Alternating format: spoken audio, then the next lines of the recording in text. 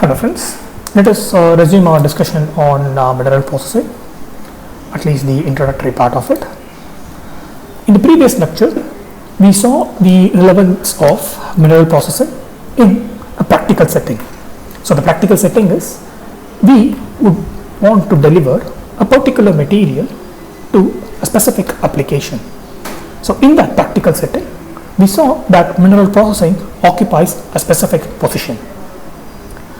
This overall practical settings, it begins with identifying a resource, and this resource is available to us in the form of a deposit. So irrespective of what material we will be delivering to an application, what the demand is, we have to have a starting point, and that starting point for us as metallurgical and materials engineer is that a resource that can deliver us the precursor for developing the desired material. So this resource is nothing but the deposit that is found on the surface of the earth. So given the nature of this deposit, we refer to them as mineral deposit because they satisfy all the distinguishing features that are largely associated with minerals. So essentially what we have is, we have a mineral deposit and we have to work on this deposit in order to deliver a given material for an application. But we saw that this deposit can be referred to as ore or ore deposit directly when the amount of impurities that are associated with it are quite small, and retrieving the desired material from this deposit is quite straightforward. So we have a deposit that acts as a natural resource from which we are planning to deliver or planning to work on it and then deliver a specific material for an application. Now this deposit we refer to as mineral deposit because it satisfies all the necessary conditions or necessary, or this is corroborating to all the distinguishing features that we largely associate with minerals, and therefore we refer to them as mineral deposit.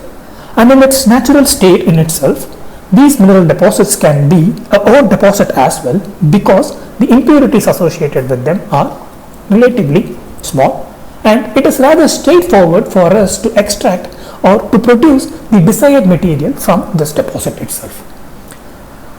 However, once we identify such ore deposits, these are first of all quite rare, and even if we identify it, after a while they soon get depleted and we have to look for other resources, and other resources might not always satisfy the condition that we categorize as ore deposit. So when we look for other deposits, it will not always be the case that the amount of the gangue mineral or the impurities associated with them are quite small that they can be referred to as ore. So this essentially what it results in is that it restricts our options. On the one hand, we have the demand for the desired material increasing. On the other hand, we have a restricted option. So even though the demand increases the price, we don't know where to spend this price on. We have a mineral deposit, we don't have an ore deposit, we have just a mineral deposit, but the demand keeps on increasing. So what processing technique essentially does is, it gives us an option of where to spend our money so that the existing deposit can be similar to that of ore or made similar to that of ore, such that even after spending all that money and after retrieving the desired material, we are able to make a profit out of it. Since the distinguishing factors for a mineral and the ore is just the economic benefit that we get after working on it, since that is the only distinguishing factor, this economic factor, the economic benefit is not something that is constant, it is not something that is time invariant, it varies with time, it varies with demand, it varies with rarity. Mineral processing gives us an option to appropriately utilize this varying aspect in the deposit that surrounds us. So therefore, any given deposit, provided it has some economic significance, can be translated into a ore through mineral processing.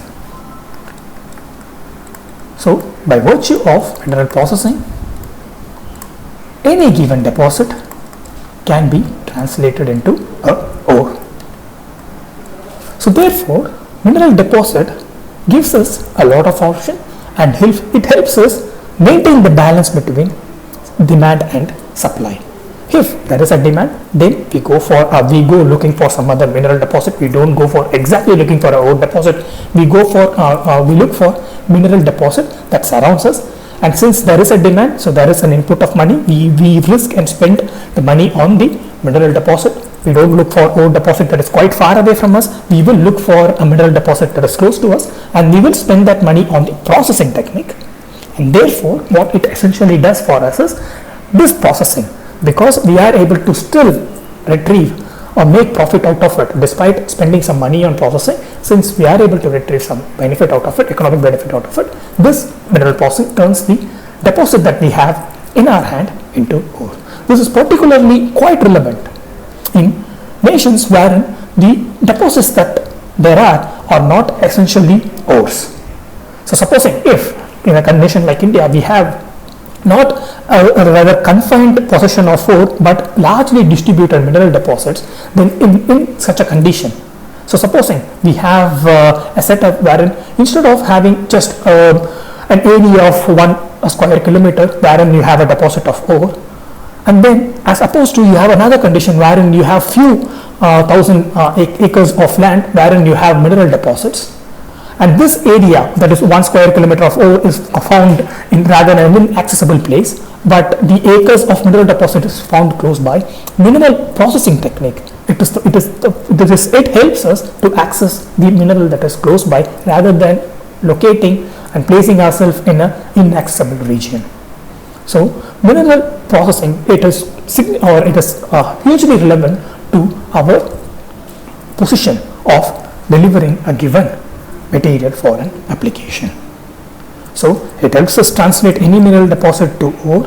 It gives us an option to place, to vary the processing that is involved depending on the demand. It also helps us access the deposits that are close to us instead of locating something that is inaccessible to us. Now we saw in the previous lecture what are the techniques that are involved in mineral processing can be categorized into two. So before going that, there are several different names that are associated with mineral processing. So let's just have a recap of it. We saw in the previous lecture that mineral processing can also be referred to as dressing, that is mineral or ore dressing, and mineral or ore beneficiation. I hope I got the spelling right. So yeah, it's mineral dressing, mineral beneficiation, or mineral processing. So all these three terms, they are often used synonymously depending on the text you refer to. These are used like they are replaced one with another, and while also searching for a given book, you can use these different terms. If you are searching for an article, if you are searching for some papers online, you can use this different terms. Depending on so once if you find some article on mineral beneficiation, it is same as mineral processing. So these are some terminologies that you need to understand, and these are used synonymously, one in place of the other. Now, the mineral processing techniques, the different techniques that are involved in processing the minerals, they can be categorized into two, or they are largely involved two aspects to them. One is liberation, the other is concentration. So all the techniques, all the mineral processing techniques that are involved, so yeah, can be categorized into liberation and concentration. So as the word indicates, liberation, what this process does is it just frees the valued mineral or the valuable mineral from the impurities. So this process of liberation, it just frees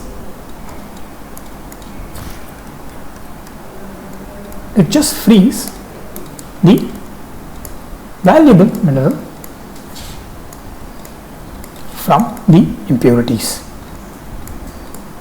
So impurities, if you could recollect, the technical term for this impurities is the gangue minerals. So as the name indicates, what liberation does is this liberation is essentially frees the valuable mineral from the impurities. Now this liberation, even though it does this process of separating the desired mineral from the gangue, the process that is involved, the technique that is adapted for the liberation is quite straightforward. What essentially liberation does is it breaks down the mined mineral that we get from the surface of the earth crust, and then it breaks down it into smaller pieces. So essentially what liberation involves is that it just breaks down the mineral that we have mined out.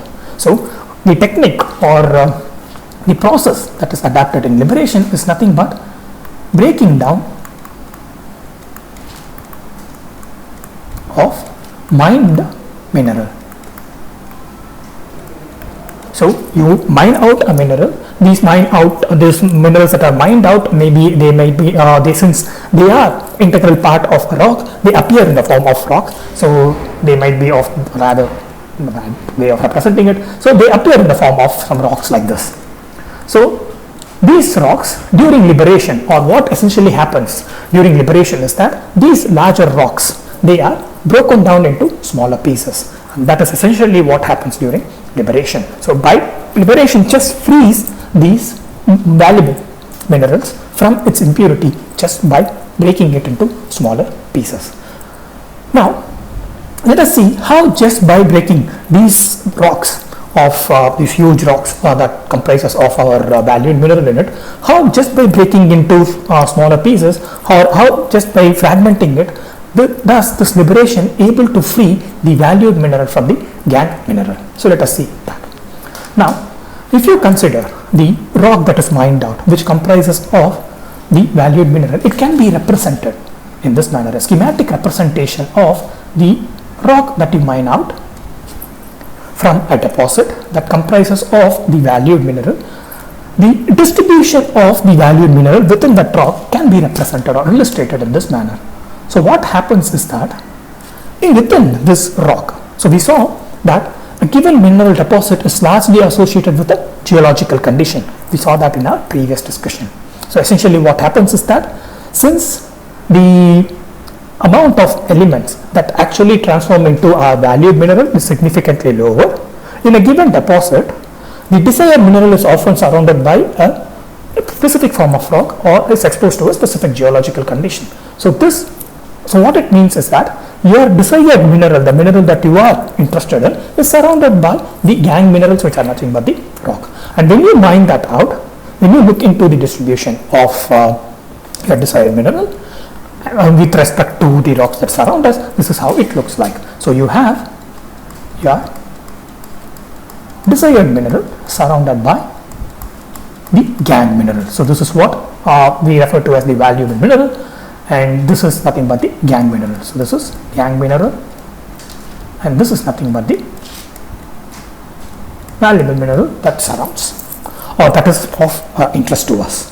Now what essentially happens during liberation is that the liberation, it fragments this rock into smaller pieces. It breaks down this rock into smaller pieces. So let us assume that it breaks down this rock into smaller pieces, something like this.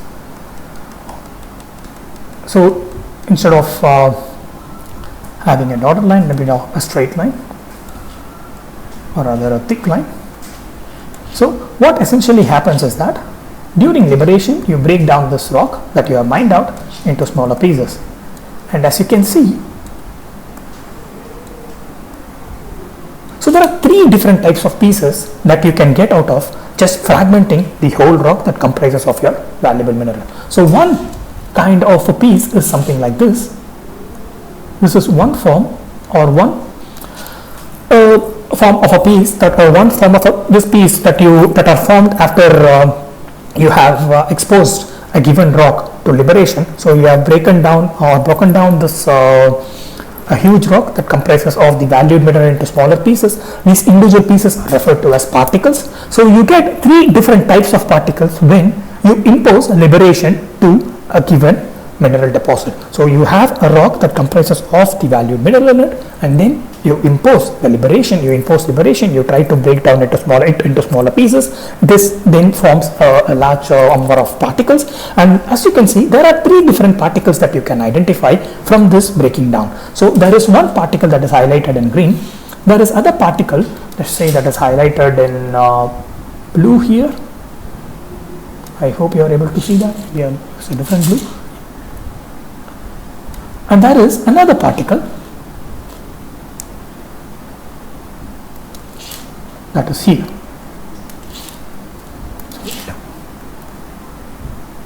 So you have three different particles that result from your process of liberation. So essentially, you have broken down a large rock that comprises of the valued mineral and the gangue mineral in it, and just by breaking down, you have now arrived at three different types of particles. So one first particle here, the one in green, it comprises largely or predominantly of the impurities or gangue mineral.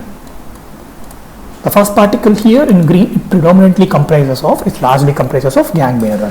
And the second particle here, which is in blue, it predominantly comprises of the valued or the valuable mineral.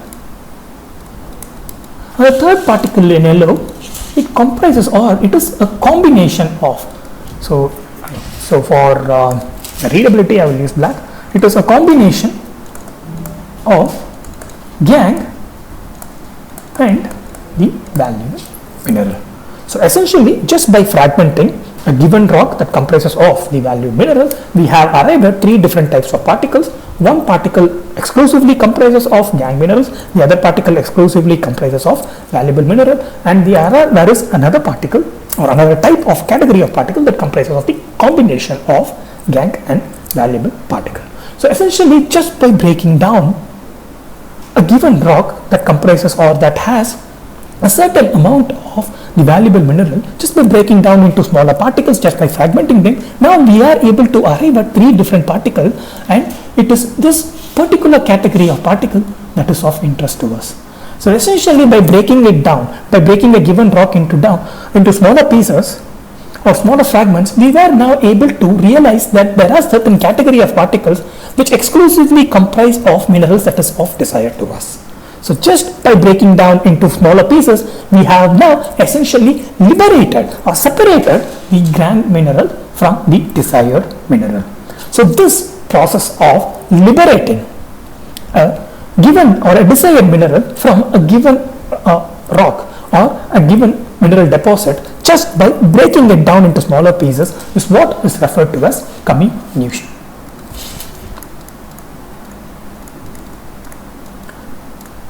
So these are the terms that we will be often facing in our subsequent lectures, and since this being a part of an introduction to the mineral processing techniques, these serve as a discussion wherein we will be exposed to these terminologies. So what essentially comminution is, that from a deposit we get these huge rocks that comprises of huge particles, let us say, that comprises of the combination of valued minerals and gangue minerals. Now just by breaking down these huge particles, we arrive at smaller particles, fragments, and these fragments are of three types. One type of these fragments, they exclusively comprise of our desired minerals, so we just have to work on it, we just have to separate it.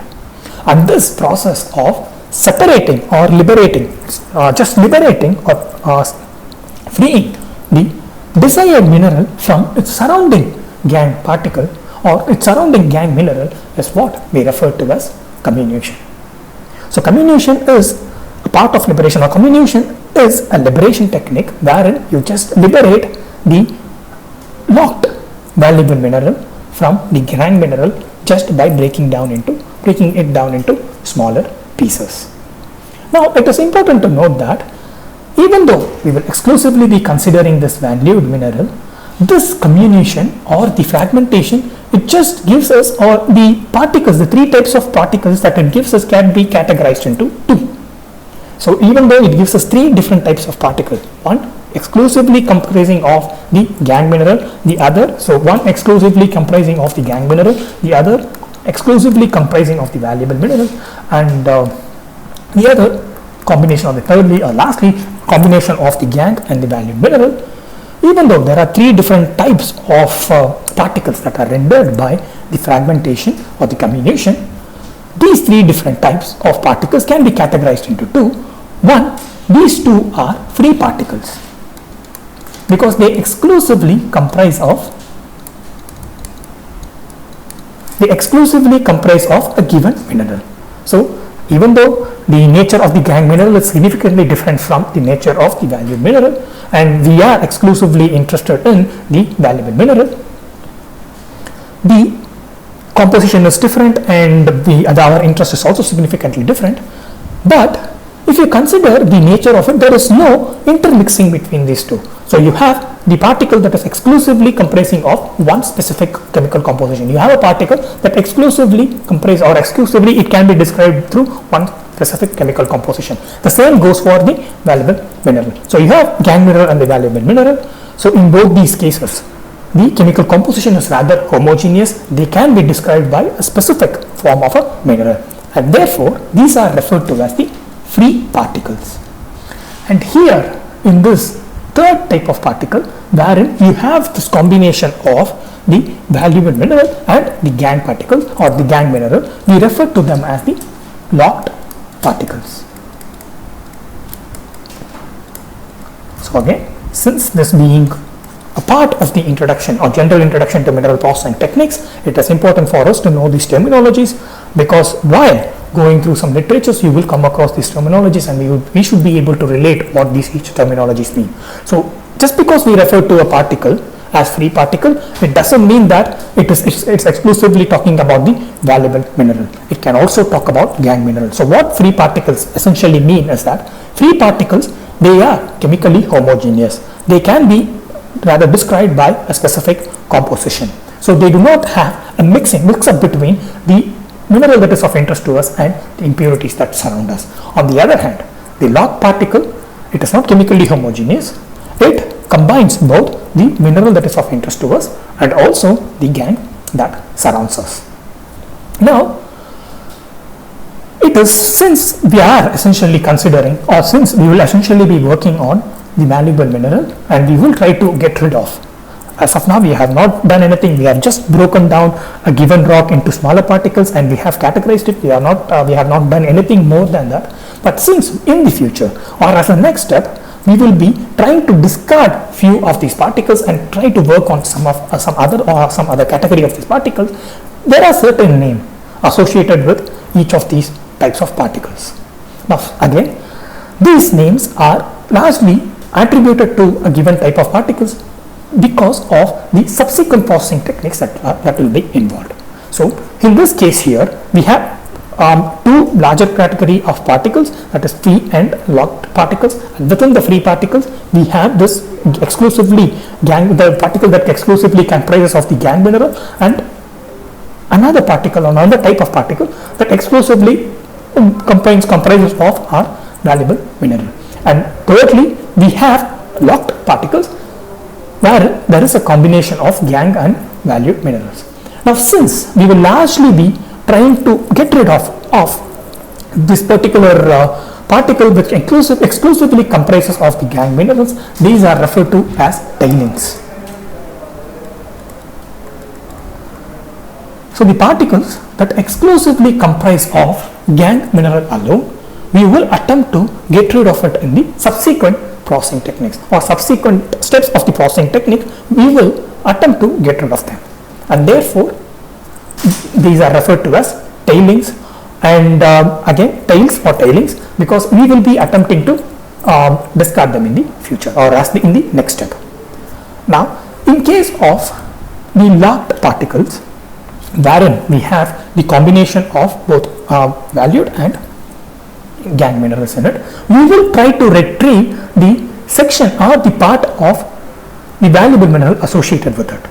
Unlike the tailings, where the particles are exclusively associated with the gangue minerals, in case of these locked particles, we have combination of gangue and the valuable mineral. So essentially, we cannot totally discard them, because that would be a wastage of the mineral that are associated with it, the mineral segment that is associated with it. So essentially, your locked particle will look something like this.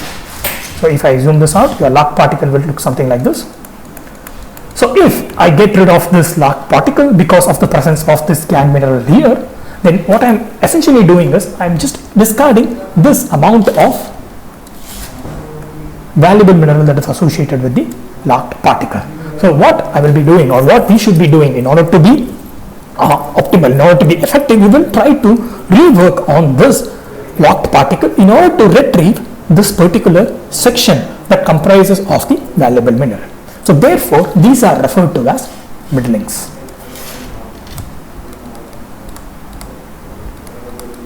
So as opposed to tailings, which we will try to discard after the comminution, after fragmenting. We will try to totally discard tailing. What we will be doing with middling is that we will try or we will attempt to retrieve the amount or the portion of the valuable mineral that is associated with it. So essentially, what comminution involves is the breaking down of a larger rock into smaller fragments, and these fragments that you get can be categorized into largely into two, that is free particles and the locked particles. And the free particles, it comprises of purely comprises of the gangue minerals, and that we refer to as tailings.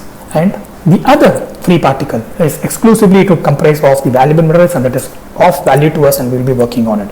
And the locked particles, it comprises of, or is the combination of both middling and the gangue particle. So we will not be entirely discarding this locked particle, but we will try to retrieve the amount or the portion of the valuable mineral that can be found in the locked particle.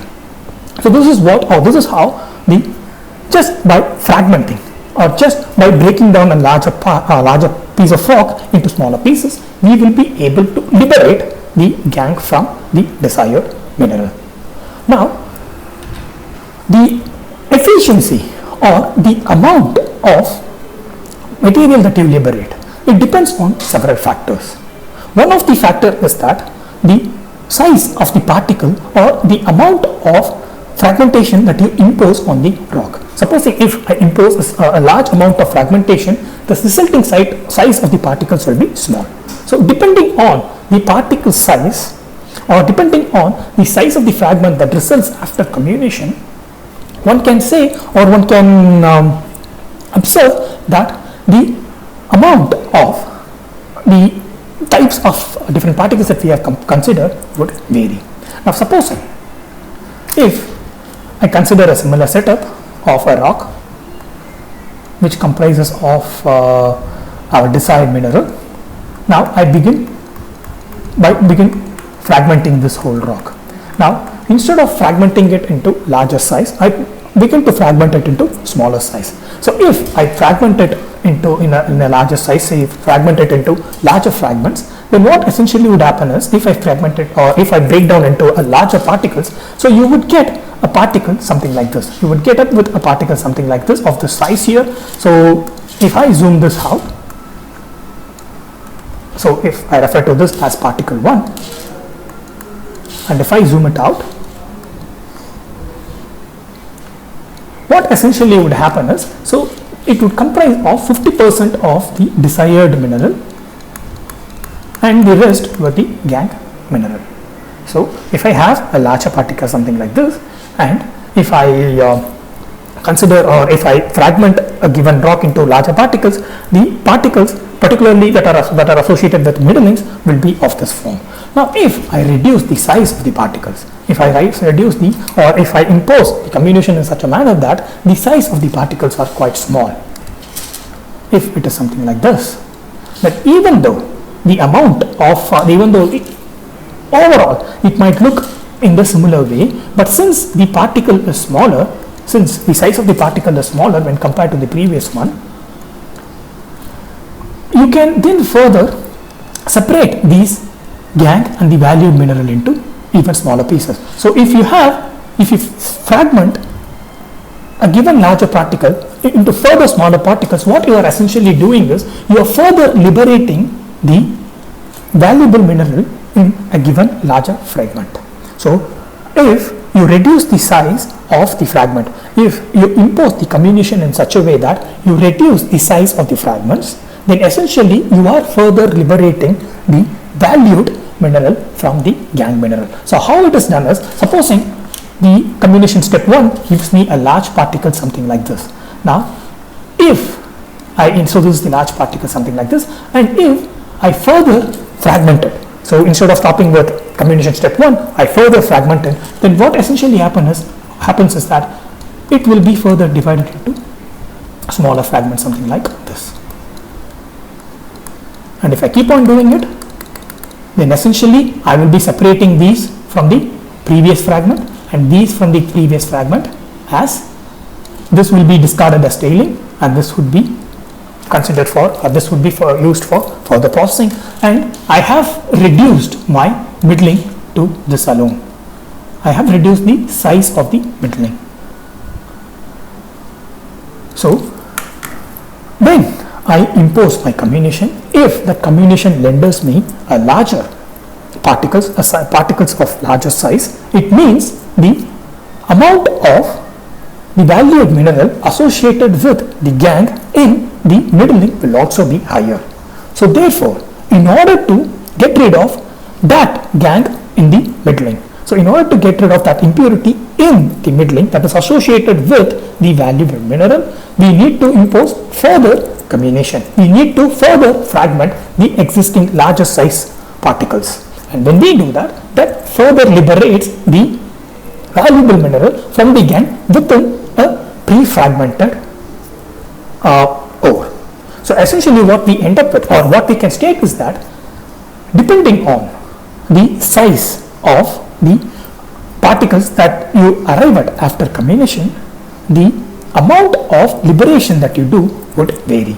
Supposing I fragment the particles into smaller size and compare it with the particles of larger size, we could observe that the liberation that is achieved through smaller size would be significantly greater than that of liberation that is achieved through larger size. So I hope you are able to understand that. The thing is, if I liberate a given mineral through the process of comminution and I end up with larger size particles, these larger size particles, particularly the middling of these larger size particles, they comprise of a large amount of valued mineral in it. So therefore, if I further, or when I further fragment it, I would be able to liberate the valued mineral within that particular fragment. So within the middling, in order to further enrich the middling, in order to get rid of the valuable mineral within the middling, we need to impose further comminution. So therefore, instead of going from step 1 and step 2, if I directly impose my fragmentation in such a way that I directly end up with finer particles, then it means that I have significantly, or I have considerably separated the gangue from the valued mineral. Now there is one problem with arriving at a finer particles, because if you keep on fine tuning or refining your approach, your comminution approach in such a way that your end product, your end fragmented particles are smaller size, if you keep on refining it and ultimately you end up with very small fines, then there is a problem associated with it. One is when you have just fines, or when your liberation gives you just fines meaning very small fragments. So fragments that cannot be of the size of the particles in such a way that we cannot refer to them as fragments, but they are just very fine and they are very small in size, and such we refer to as fines. And you devise your comminution in such a way that instead of rendering you fragments, or instead of rendering you particles of some specific size, it renders you particles that are very small in nature, that are less than a millimeters in size, then we refer to them as fines. So in fines, even though you will be efficiently able to liberate the valued mineral from the gangue by reducing a given rock into fines, even though you will be able to effectively liberate the gangue from the minerals, the valued mineral, what happens is that it becomes really difficult for us to handle the fines, because once you have fines, as sometimes if you expose it to our atmosphere and if wind blows, what happens is that these fines would mix with wind and it moves away, and essentially what you are losing is you are losing a significant portion of your mineral, and on top of it these minerals are often hazardous to the environment and ultimately you are polluting your surrounding. So that's the reason why one cannot reduce a given source into smaller fines, because it becomes really difficult for us to handle, and it also becomes an environmental hazard. So one cannot, just because it liberates, just by reducing the size of the fragments, just because we are able to liberate a large portion of the valued mineral, one cannot keep on reducing the size of it, because one, it becomes difficult for us to handle, second, it creates an environmental hazard, thirdly, it is also a costly process. Remember, all these we are doing in the perspective of it, in view of money we are spending into it. So we have to be very cautious of how much monetary resource we are including or we are incorporating in a given processing technique. So if ultimately you are able to produce fines and you are able to handle it and make sure that it is not causing any hazard to the environment, even after doing all this, even after ensuring that these disadvantages are being taken care of, if your cost is increasing, then it is not no use to us, because ultimately we are trying to make the ultimate purpose of our mineral processing is to make the whole process of delivering a given mineral to be economically beneficial. And if just because by reducing the size you are able to retrieve a considerable portion of the desired mineral, we cannot keep on spending on it at the expense of the profit. So therefore, even though by reducing your given mineral into fines, you are able to liberate a considerable portion of your mineral, we will not be producing fines through comminution, because we have seen that's difficult for us to handle. It becomes difficult for us to handle. What we mean by handle is because we will be processing the mined out ore in one section of your industry, either if it is if it is a complete industrial complex, the extraction or the subsequent process will take place in subsequent in other section of your industry, so you have to transport it. So that is what we refer to as handling. And in most cases, this initial processing of comminution will be done in some part of the nation, and you have to transport it through kilometers long, and so if you have to transport it as in the form of fine, it becomes even more harder. So that is what we mean by handling. So handling fines is quite difficult. So therefore, even though purely from the perspective of liberating your given desired ore, fines are beneficial, we cannot devise our comminution in such a way that the end product is fines. The other thing is environmental hazard, and thirdly and more importantly, it is more expensive. We cannot make much of a profit when you directly transform your mineral to fines. Now, how can then we be able to liberate the middlings that are formed during comminution? So middlings are rather an inevitable product of your comminution. So in comminution, you produce three different categories of particles, and one of them that is inevitable is the middlings. Now, the middlings, the way to handle middlings, it is similar.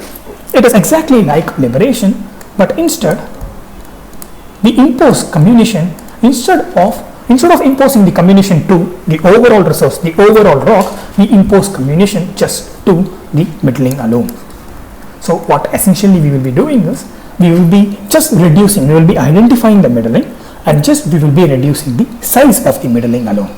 So even though if I break down the whole rock into fragments of the size, I will not disturb the tailing and the size of the valued particles. So I will not disturb the free particles. The free particle that comprises of the gangue mineral, the free particle that comprises of the valuable mineral, I will not be disturbing it.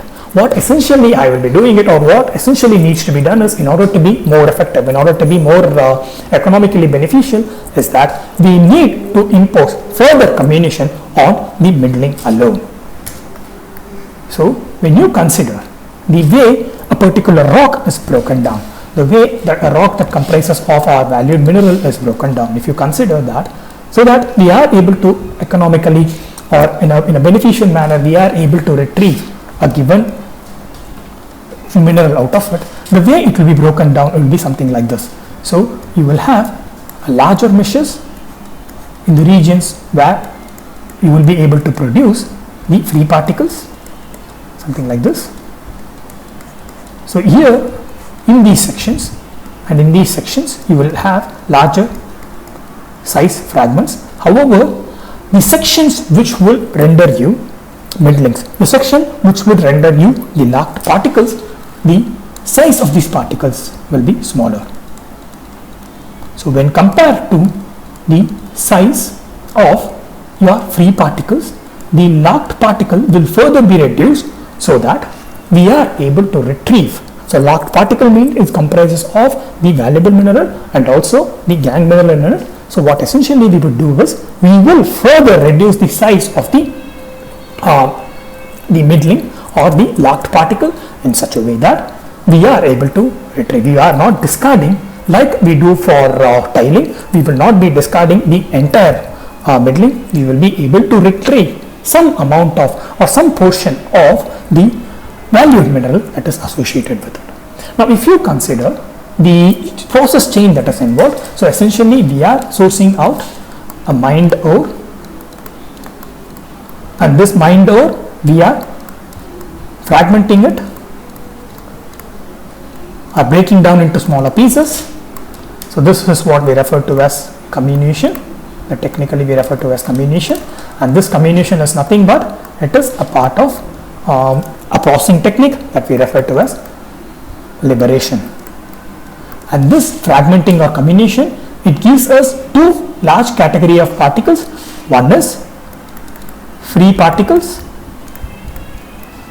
the other is locked particles, and these free particles they comprise of predominantly valuable mineral. The other free particle is purely or exclusively gangue mineral. We refer to them as tailings.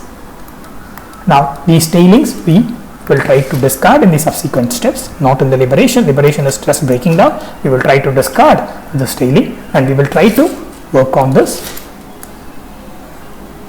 So we will not be exposing them to further comminution or further fragmentation once we are able to identify that these are free particles purely comprising of the valuable mineral, and these are free particles purely comprising of the gangue minerals or predominantly comprising of the gangue minerals. We will not be exposing them to further comminution because that will just add our cost, and we have arrived at our desired goal of liberating the gangue from the desired mineral, liberating gangue from the desired mineral. So what essentially you would have is that then the other category of particle is the locked particle. So it comprises of the both desired mineral and the impurities. Now this locked particle you will be further exposing or impose further comminution process in them, so that you are able to liberate or you are able to separate the desired mineral that is locked with the gangue in the middlings. So even though there are different types of particles that are associated or that are rendered by comminution, the middlings are rather reintroduced into the fragmentation process, so that we are able to separate the gangue particle that is associated with the middling. So you have the middling characteristically they have their locked particle comprising of both desired and the gangue mineral. So just by introducing them or imposing further fragmentation, we are able to separate the gangue and the desired mineral. So this is how the rather schematic or rather a simplistic representation of the process chain involved in liberation looks like. So we arrive at different particles, and the free particles are not they are not exposed to further fragmentation. However, it is the locked particles called the middlings, they are exposed to further fragmentation. Now the degree of liberation, if we want to calculate how efficient this flow or this process that we are adapting is, or this part of this type of a flow chart or this type of a workflow we are adopting, how efficient it is, we can calculate that by using through a formulation that gives us degree of liberation. So efficiency of the liberation that is adopted to separate the gangue from a desired mineral can be estimated by this term, that is degree of liberation. So what degree of liberation does is it takes the ratio of amount of free particles that are exclusively associated with the desired mineral. So at the numerator what we have is the amount of free particles that are exclusively associated with the desired mineral, and the denominator we have total of all particles. So this includes the tailings, the middling, and the numerator, that is free particles of desired mineral. So you have numerator that just considers the amount of free particles of desired mineral, and in the denominator we have the sum of all particles. So that is nothing but summation of tailing, middling and free particles, and the degree of liberation is expressed in percentage, so you multiply it by 100. So efficiency of the degree of liberation can be estimated by this formulation here. So all you take is the ratio of the amount of desired mineral that you have liberated through comminution, and then you take at the denominator you take the sum of all particles that are produced during this fragmentation. So you sum it up. So again it comprises of tailing, middling and the free particles of our desired mineral in the denominator, and you multiply it by 100.